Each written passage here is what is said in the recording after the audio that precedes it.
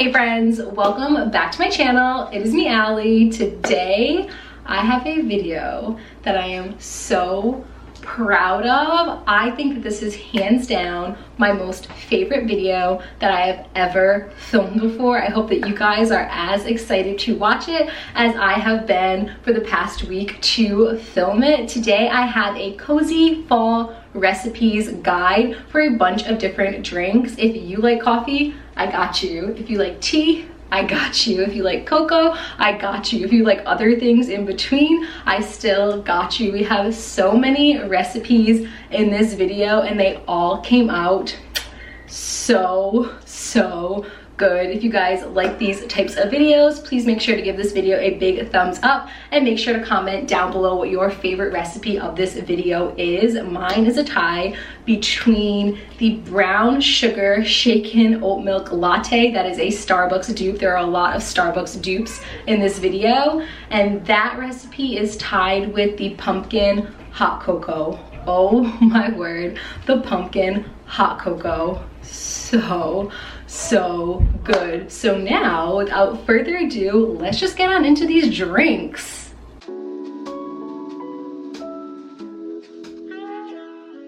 Starting off this video strong with the brown sugar shaken oat milk latte. I used to despise coffee. If you know, you know. Absolutely couldn't even stand the smell of it. I am now pregnant with our second child, and for some reason I have been craving iced coffee so terribly this entire pregnancy, and my coffee of choice, my number one favorite coffee to get, is the Starbucks brown sugar shaken oat milk latte. The only problem with that is that it's like $5.50 for a tall, and I want them like 3 to 4 times a week. So I found this dupe online and it is perfection. All you need to do is melt up equal parts of brown sugar and water on a stovetop. You want to make sure that you really monitor this. You don't want to burn it. You just want it to completely liquefy, and then throw that syrup into a container and put it into the refrigerator to cool. Once your brown sugar syrup has cooled in the refrigerator for at least an hour, you want to grab a cocktail shaker and add some ice to it. You want to add either espresso or blonde roast. I am using blonde roast here. And you want to add anywhere between 1 to 3 tablespoons of the brown sugar syrup. And then you just want to shake it all together. The actual recipe calls for espresso, but again, I prefer to use a blonde roast. To my favorite part of this recipe, frothing up the oat milk. I never knew that oat milk would froth so well, but I'm just taking, I would say, about 1/4 of a cup of oat milk. It is unsweetened oat milk. You can add in a little bit of that brown sugar syrup into here, but I just keep the oat milk exactly how it is, and I froth it for about 30 to 45 seconds, and it froths up so beautifully. Now it is time to assemble your drink. You want to pour your coffee over some ice and then add in that frothed oat milk. This is my favorite part. It is just so mesmerizing to me. Like, this is just the most satisfying thing to do.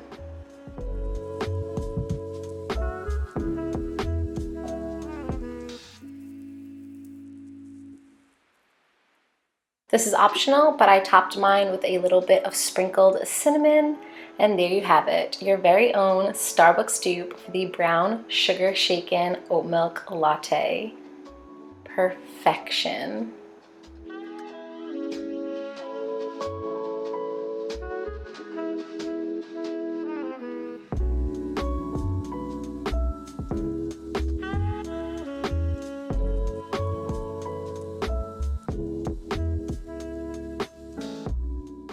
So although the brown sugar shaken oat milk latte is my go-to coffee to make at home, it is like my comfort coffee, I have to say this next drink is like my comfort fall drink. It might just be my favorite recipe in this video.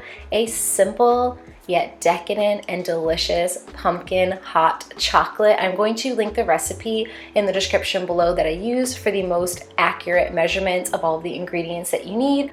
But long story short, you're going to need a milk of your choice. Typically I use almond milk or oat milk, but I really wanted this to be extremely decadent, so I just used whole fat milk for this. You're also going to need some pumpkin puree, some maple syrup, brown sugar, cinnamon, nutmeg, allspice, vanilla extract, and semi-sweet chocolate chips.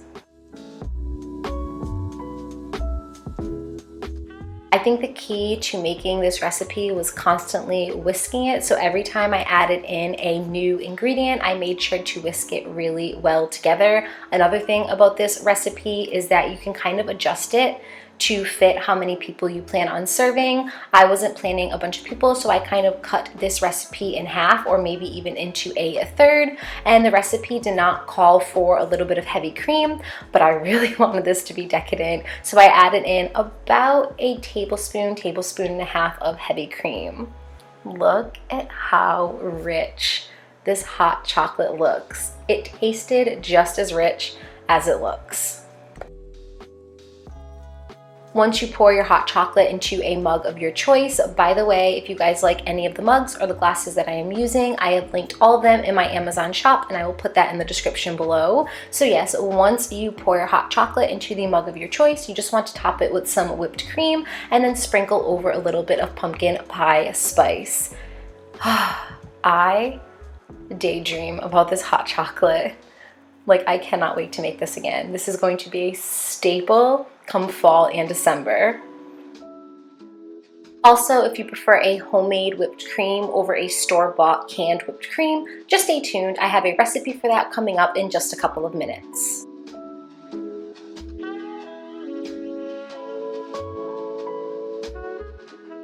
A lot of the recipes in this video are not geared towards kids. However, this next recipe, the Nutella chocolate milk, is definitely a crowd pleaser with the kids or the kids at heart, aka myself. This recipe is so easy, it is so simple, and sometimes the most simple recipes taste the absolute best. All you want to do is get a blender, add in your milk of choice, and then add in a scoop of Nutella and mix it all together. Just blend it. That's really all you need to do for this recipe, and then pour it over some ice. I know some people are not very much into milk on ice. I personally like it. If you don't like milk with your ice, just skip the ice portion. And I just made this a little fancier by adding some whipped cream and a little cookie topper.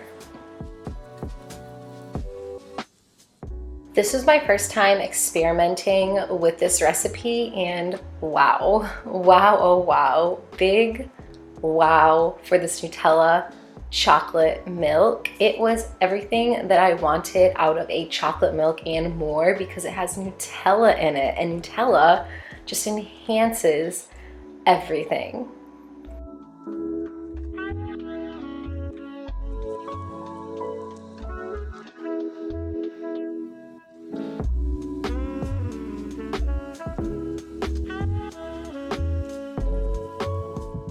Moving on to an iconic fall drink, the caramel apple cider. I forgot to mention this at the beginning of the video, but I did just want to state that most, if not all, of these recipes can be enjoyed either hot or cold. So whatever your preference is, you can either drink them heated up or drink them iced. To make this caramel apple cider, it's pretty self-explanatory. You just need to add into a pot some apple cider, some caramel, and some cinnamon sticks, and you just want it to kind of like steep a little bit on the stovetop.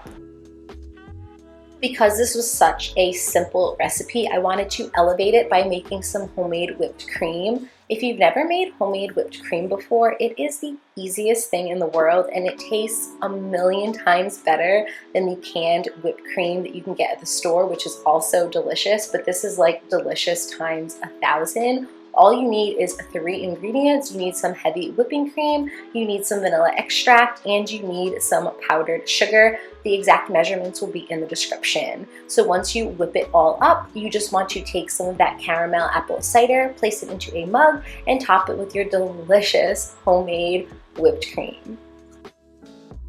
You can dress your drink up however you would like. I decided to add on a drizzle of caramel on top of the homemade whipped cream and then stick in a cinnamon stick, and that is all she wrote. This is going to sound so strange, but this drink is just so nostalgic to me. It reminds me of being at a pumpkin patch with my family, picking apples, picking out our pumpkins, eating apple cider donuts, and just sipping on apple cider. It is just a very warm and cozy drink to me. It is like drinking and sipping on a beautiful memory.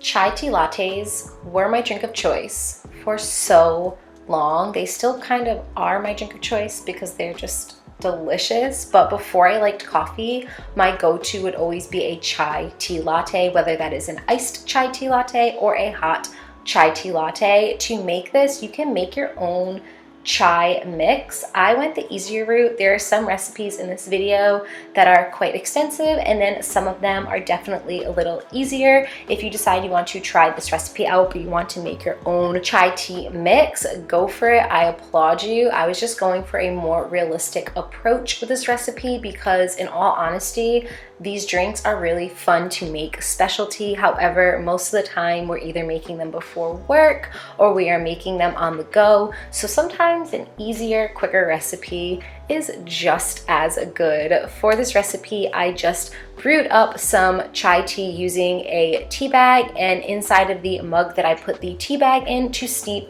I added in a small scoop of sugar. While the tea was steeping, I steamed up some milk and lightly frothed it. Then I simply poured the steamed milk into the mug of the warm chai tea and scooped out some of the frothed milk foam to top it all off. Lastly, I finished the drink with a sprinkle of cinnamon.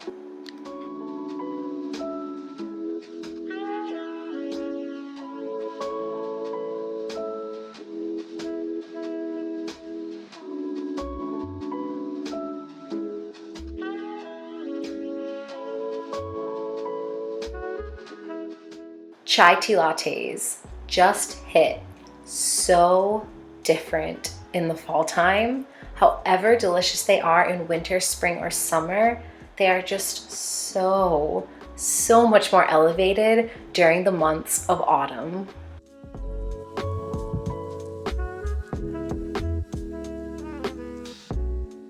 Cranberry mule cocktail or mocktail, depending on if you like the alcohol or not. I personally prefer mocktails even when I am not pregnant. I'm just not a big alcohol drinker. But if you are a alcohol drinker, just add in either bourbon or your favorite vodka or rum to this recipe. I'm going to link the recipe in the description below. By the way, do as I say and not as I do.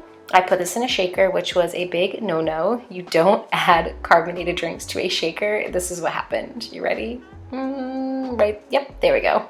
It just exploded. So if you plan on making this yourself, please don't put it in a shaker. Just put it in a cup and mix it all together. I was shocked at just how easy this recipe was to make. Super simple, super quick, and super effective. For this recipe, if you plan on just making the mocktail, you're going to need some fresh lime juice, fresh orange juice, 100% unsweetened cranberry juice, homemade cranberry sauce that has been chilled. You'll need some ginger beer, and then for garnishing, you're going to need some fresh mint, orange slices, lime slices, and cranberries. This recipe was wild to me because I feel like I look at this drink and my mind automatically associates it with summer. It looks like a very refreshing summer day drink, but then you take a sip of it, and with the cranberry juice mixed with the orange juice mixed with the ginger beer, it gives off a really nice spiced taste, which is of course always something that you really want in fall. This drink was 10 out of 10, and I will definitely be making it for parties that we are hosting in the fall if we're ever able to host a party again.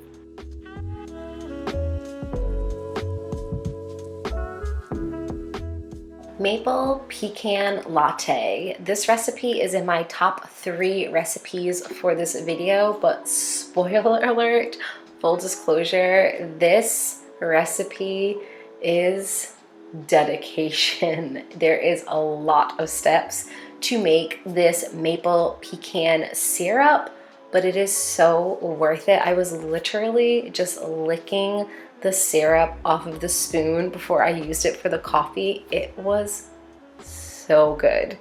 It's wildly time consuming. However, just put the time into it and then you can store the syrup in your refrigerator for up to 2 weeks. You can use this for coffees, you can use this on top of desserts, you can use this on ice cream. The limit does not exist. This is another Starbucks dupe, and I will link the recipe that I used in the description below. Ingredients wise, you're going to need maple syrup, packed brown sugar, heavy cream, unsalted butter, vanilla extract, pecans, condensed milk, pinch of salt. You're also going to need obviously your espresso or your coffee.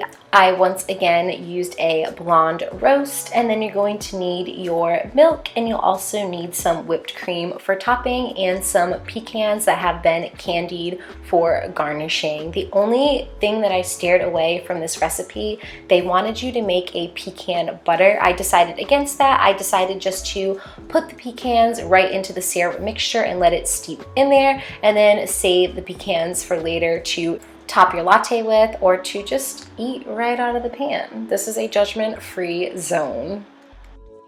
Once I strained my pecans, potato. Once I strained them out of the syrup, I placed the syrup in the fridge to chill for at least an hour, and then I was ready to assemble my latte. I made this latte in the same fashion that I made the brown sugar shaken oat milk latte. I added to my shaker some ice, my blonde roast, and 1 tablespoon of the maple pecan syrup. It asks for 3 tablespoons, which was kind of aggressive. I only did 1 tablespoon, and then I added a little bit of the syrup on the rim and the inside of the cup, and then I also added a little bit to the oat milk that I was frothing. So that's kind of how I got around my 3 tablespoons. I only put 1 inside of the shaker, but then a little extra inside of the cup and a little extra when I was frothing my oat milk. Then I just topped with some whipped cream because aesthetic, and I also garnished with one of those candy pecans.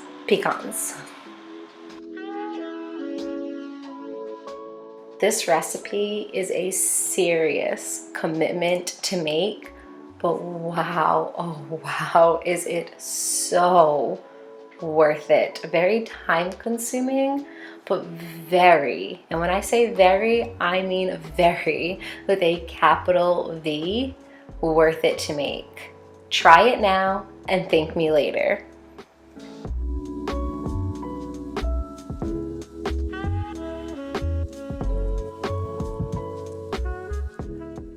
This next recipe was just so much fun to make. It gave me major Magnolia Table vibes. I got the recipe from Southern Bite, and again, you can access it in the description. For this recipe, you just need to steep some black tea. I had some loose black tea that I placed into a tea bag, and I just steeped it over the oven for several minutes until I felt like it was completely done and as flavorful as possible. From there, I just added in my cinnamon sticks, my sugar, my apple cider, my pineapple juice, my orange juice, and then once that was all completely incorporated, I added in some more cinnamon sticks and orange slices and apple slices to not so much garnish, but also just to like bring in as much flavor as possible. I did take this off of the stove because I was contemplating if I wanted to make this one more of a chilled recipe versus a warm recipe, but then I decided last minute that I think it would taste a lot better warm. So I placed it back on the oven to just heat it up a little bit and just to get all of those flavors really incorporated.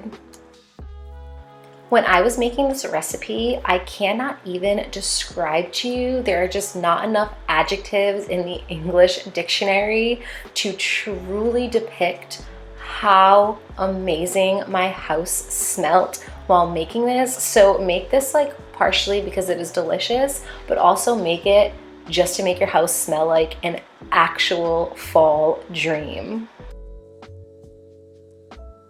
Once you are satisfied with the flavors, this is definitely a recipe that you can play around with the flavors a little bit. You can add a little bit more water, you can add a little bit more juice depending on how sweet you like it or how subtle. Once you are satisfied with the flavors, pour your autumn sweet tea punch into a mug or a glass depending on if you are having it chilled or warmed up. And then you can just garnish and top with some orange slices, apple slices, and a cinnamon stick. Pro tip again, this was delicious hot, but it was also delicious chilled. We ended up putting the rest of this recipe that we had left over into a glass bottle and placed it into the fridge, and we have still, to this day, been sipping on it, and it has been just about a week since I filmed. Both ways, get my stamp of approval.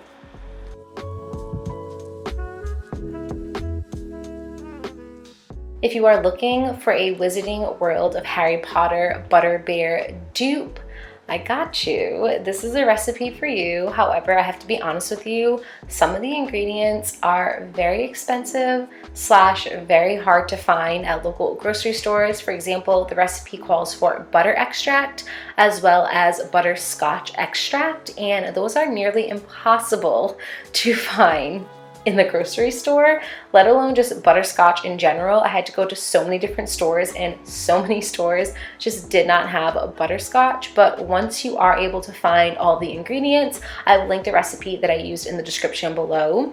I just want to add it to a cup and mix it all together with some cream soda and then pour over ice. I did not try this one heated up, so I can't speak on that. I'm not sure how it tastes to heat up soda, if it loses its carbonation, if it loses its flavor, but iced, wow. This recipe tastes like Universal Studios to me. I ended up using my butterbeer cup that I got when I visited Universal Studios some years ago, and it just made the whole entire experience just a little bit more magical. If you are looking to take this drink to the next level, before you add in your ice and pour in your butterbeer, you can drizzle the glass with a little bit more of that butterscotch syrup, and then you can just top with whatever kind of whipped cream or frothy type of cream you would like. I just went with the classic canned whipped cream, and I'm not mad about it. And then of course, for this one, it's not even optional. You have to add in a little bit more of that butterscotch drizzle on top of the whipped cream. And there you have it, your very own magical butterbeer recipe that you can enjoy in the comfort of your own home while binge watching every single Harry Potter movie or binge reading every single Harry Potter book. Something else that I wanted to mention about this video, you are going to be saving so much money just making these drinks at home, especially with these dupe recipes, with the Starbucks dupe recipes, the Wizarding World of Harry Potter dupe recipes. You are going to save bundles of money. When I went to Universal, I think a butterbeer was like $7 or $8. I made this at home for like $2.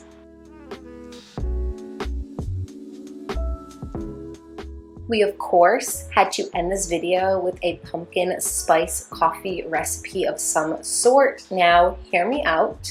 I like the pumpkin spice latte just as much as the next person, but when I was introduced to the pumpkin sweet cream foam, my life has forever been changed. I looked online for a Starbucks dupe recipe, and oh my word, this was the most finicky recipe to make. It took me at least 5, maybe even 6 or 7 recipes tested until I landed upon one that I was really, really impressed with. For some reason, trying to recreate that Starbucks recipe, it's just really hard. So I ended up finding a recipe that I finally fell in love with, and I will let you know about it in the description below. I just used a Chemex to brew some pumpkin spice coffee, and then I allowed it to chill in the refrigerator, and I made the pumpkin sweet cream foam, I believe it is what it's called, and I just